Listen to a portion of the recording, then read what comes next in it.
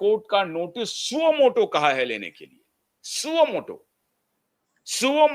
आपके खिलाफ criminal proceedings चलाने का आदेश दिए हैं और इसको मीडिया ने स्वर्णाक्षरों में लिखा है।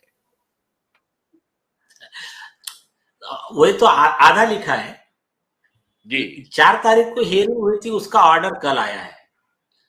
4 तारीख को हियरिंग में कोर्ट ने कहा था, इसका बैकग्राउंड बताता हूं मैं जी। दिशा सालियान के केस में प्रेस कॉन्फ्रेंस हुई थी, हमने कहा था कि ये मैटर जस्टिस रेवती मोहिते डेरे के सामने नहीं चल सकता है। उसके 4-5 कारण दिए थे हमने। ये उसके पास में मतलब जो ये है उनके पास में रोस्टर ही नहीं है, ये मैटर दूसरे व्यक्ति के पास जाना चाहिए। दूसरा ग्राउंड दिया कि इन्होंने फोर्जरी की है चंदा कोचर और एक दूसरे आरोपी को बेल देने में। तीसरा ग्राउंड का कि इनकी बहन खुद राष्ट्रवादी की लीडर है, शरद पवार गुट की, मतलब इनकी बुआ या मौसी जो भी लगती है आदित्य ठाकरे की, तो ये उनके क्लोज रिलेशन में है और वो उसको सपोर्ट कर रही है। तो ऐसे ग्राउंड दिए थे हमने और उसको हम वन ऑफ द आरोपी उसमें बना रहे करके। तो उसमें कोर्ट ने मुझे पहला नोटिस दिया। तो कहा कि ये आपके जो अच्छा नोटिस क्यों दिया था आज तक लोगों को नहीं पता है। नोटिस दिया गया था, कोर्ट ने सुओ मोटो नहीं लिया था, जस्टिस रेवती मोहिते डेरे ने लेटर लिखा था कि नीलेश ओझा के सारे आरोप झूठे हैं। 2 अप्रैल का हियरिंग हुआ, 4 अप्रैल को लेटर लिखा। 2 दिन लिया सोचने के लिए कि सही है कि गलत है, बट 2 दिन के बाद में उनका कहा कि सारे आरोप गलत हुए। मतलब वो ना वंदना चव्हाण उनकी बहन है, ना इन्होंने चंदा कोचर के बेल में कोई फ्रॉड किया है, ऐसे जो भी है सारे आरोप गलत है।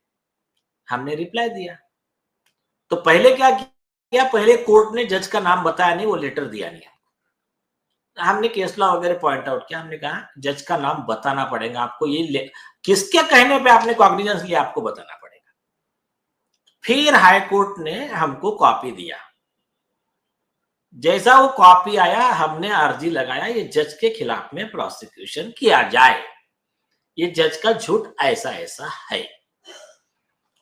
वो अर्जी पेंडिंग है, उसके ऊपर कोई ऑब्जेक्शन नहीं है अभी तक कोर्ट को।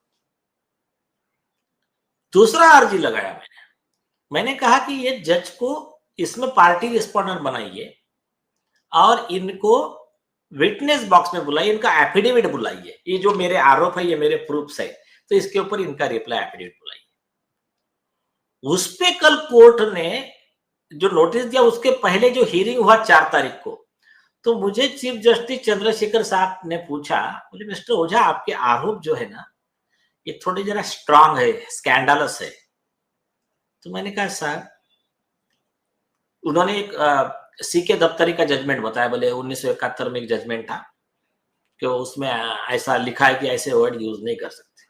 मैंने कहा साहब आप जो जजमेंट पे रिलाई कर रहे हैं ना वो ओवररूल्ड हो चुका है, नया लॉ आ चुका है, 2006 में अमेंडमेंट हुआ है और उसके बाद में कॉन्स्टिट्यूशन बेंच ने क्लियर किया है जब आपके पास में जज के भ्रष्टाचार के खिलाफ सबूत है तो आप बोल सकते नहीं, बोलना आपका ड्यूटी है आर्टिकल 51A के तहत। तो ट्रूथ स्कैंडलस नहीं हो सकता। तो बोले फिर हम आपके खिलाफ नोटिस निकाल सकते। मैंने बोला वेलकम। मैंने कहा सर लेकिन एक ही काम करना, सिर्फ कंटेम्प्ट का नोटिस मत निकालना।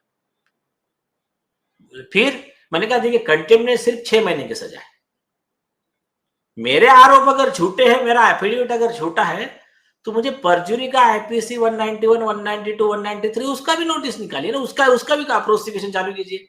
उसमें तो 7 साल की सजा है, आप मुझे क्यों मेरे पे इतना मेहरबानी कर रहे हो। तो फिर चीफ जस्टिस साहब हंस दिए। मैंने कहा देखो सच है वो कंटेम्प्ट नहीं हो सकता और गलत है तो सिर्फ कंटेम्प्ट नहीं हो सकता, परजुरी भी करना पड़ेगा आपको।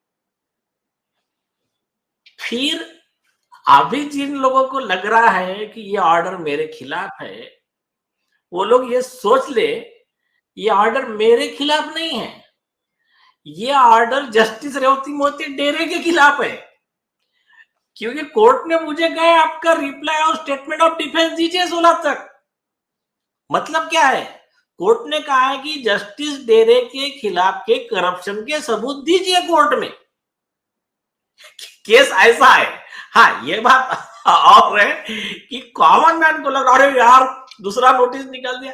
अरे ये छोड़ दीजिए आप, ये केस बाजू में रखिए। 2009 में एडवोकेट प्रशांत भूषण जी ने तहलका में इंटरव्यू दिया। 8 chief justice of India corrupt थे। इन्होंने करप्शन करके बोगस ऑर्डर पास किए, सुप्रीम कोर्ट खोल गए। आरजी किसने लगाया प्रशांत भूषण जी के खिलाफ, पता है आपको? हरीश साळवे, वो उसमें complainant. एमएकस Curie versus Prashant Bhushan, कब? 2009 में। कोर्ट ने कॉग्निजेंस लिया और उनको नोटिस निकाला कंटेम्प्ट का। अब उनको लगा डर जाएंगे, मीडिया का ये हो जाएगा, जो भी हुआ। प्रशांत भूषण साहब ने एफिडेविट पे लिख के दिया, ये आपके 8 चीफ जस्टिस का ऑर्डर पास करने का करप्शन, जज का नाम 1, उसके ये ऑर्डर, ये इसमें किया हुआ फ्रॉड, नंबर 2, ये ऐसा पूरा एफिडेविट दिया कोर्ट में। अब 2009 में एफिडेविट देने के बाद में वो मैटर चला गया ठंडे बस्ते में 12 साल के लिए।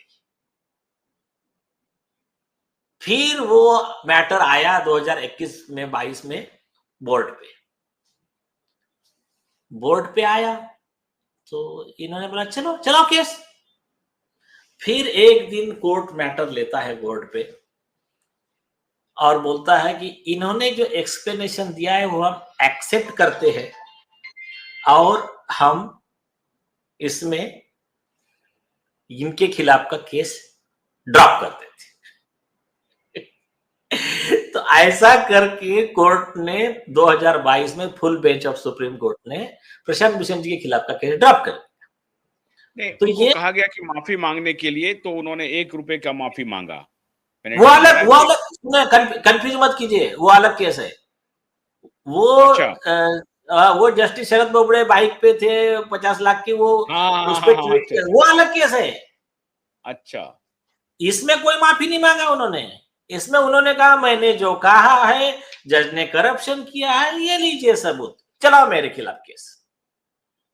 तो फिर जो करप्शन हुआ तो माननीय हरीश साल्वे जो हैं, बड़े माने वो वकील हैं माननीय हरीश साल्वे, तो उनको उनके कंप्लेन का फिर क्या हुआ? खारिज कर दिया ना। नहीं, खाली एक्सेप्ट हुआ या उस पर फिर कोई कार्रवाई हुई करप्ट जजों के खिलाफ? अगर बेंच ने एक्सेप्ट कर लिया कि हाँ भाई आपकी जो बात थी वो सही है, उस पर एक्शन क्या लिया कि चुप हो गए, सब लिफाफा में आ गया, हमने पढ़ लिया? नहीं, एक्शन कैसा लेंगे हम? कैसी बातें कर रहे हैं आप? जजेस ने करप्शन करना तो करप्ट जजेस का अधिकार है ना, उनके खिलाफ एक्शन कैसा लेंगे हम? ऐसा नहीं है। क्या है, लेकिन ये बात पूरी तरह सही नहीं है। सुनिए, ये पूरी तरह सही नहीं है। ऐसे कई मैटर है जिसमें जजेस के खिलाफ करप्शन में, परजुरी में, फोर्जरी में, कंटेम्प्ट में एक्शन भी हुई है, जजेस को सजा भी हुई है। मैं ये जानना चाहता हूं कि प्रशांत भूषण जी के खिलाफ जो कंप्लेन हुआ 2009 में, फिर 2022 में ये मामला खुला और उस खुलने के बाद ये एक्सेप्ट भी हो गया, हियरिंग भी हो गई, अदालत ने स्वीकार भी कर लिया उनके सारे कंप्लेन को, तो उसके बाद एक्शन क्या हुआ? नहीं, पॉइंट बढ़िया पकड़ा है आपने, एक्शन कुछ नहीं हुआ। जज के ऊपर लिफाफा ले लिया और बंद कर दिया, ठीक है अब आप जाइए, हो गया, ठीक है, हम इसको क्लोज कर देते हैं। हाँ, नहीं, मैं तो इस मुद्दे पर प्रशांत भूषण से बात करूंगा। हाँ बिल्कुल, कि भाई आपने वो आरोप लगा दिया और आरोप लगाने के बाद 12 साल चला मुकदमा और 12 साल के बाद अदालत ने एक्सेप्ट भी कर लिया आपके आरोप को, तो उसके बाद हुआ क्या? नहीं, फिर क्या होना क्या है? फिर आप समझे नहीं, उतना जाने की हिम्मत करने के लिए फिर बहुत अलग टाइप के जज लगते हो, अलग माहौल लगता है फिर। तो इसीलिए तो हम चाह रहे हैं ना कि नया कोर्ट जजेस के खिलाफ कार्रवाई के लिए एक स्पेशल कोर्ट का ट्रिब्यूनल बनना चाहिए।